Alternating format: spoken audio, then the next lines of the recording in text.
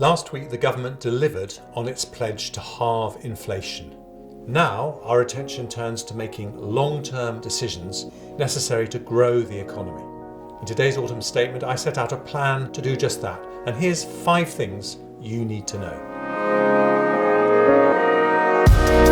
Having made difficult choices to bring stability, we're now using the breathing room we have to cut tax, reward hard work, and grow the economy.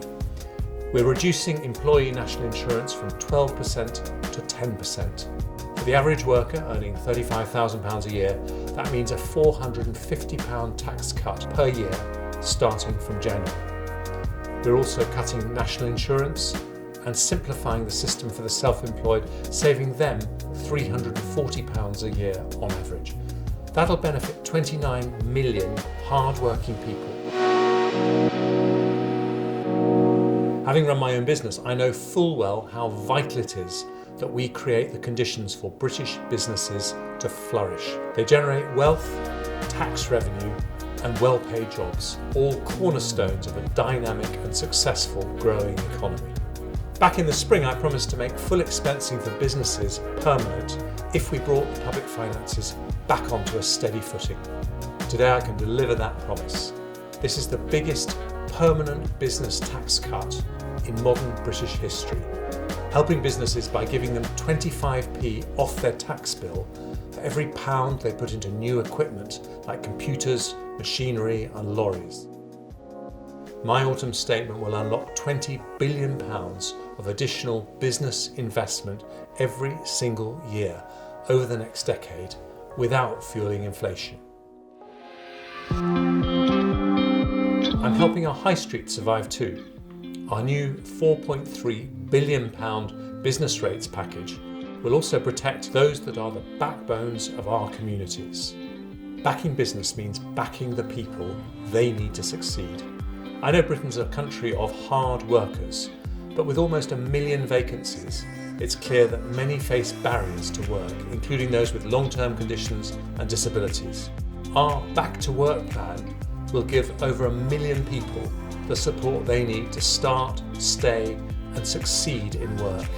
With common sense changes to the work capability assessment and trials for a new FitNote process coming alongside expansion of health and employment support programs.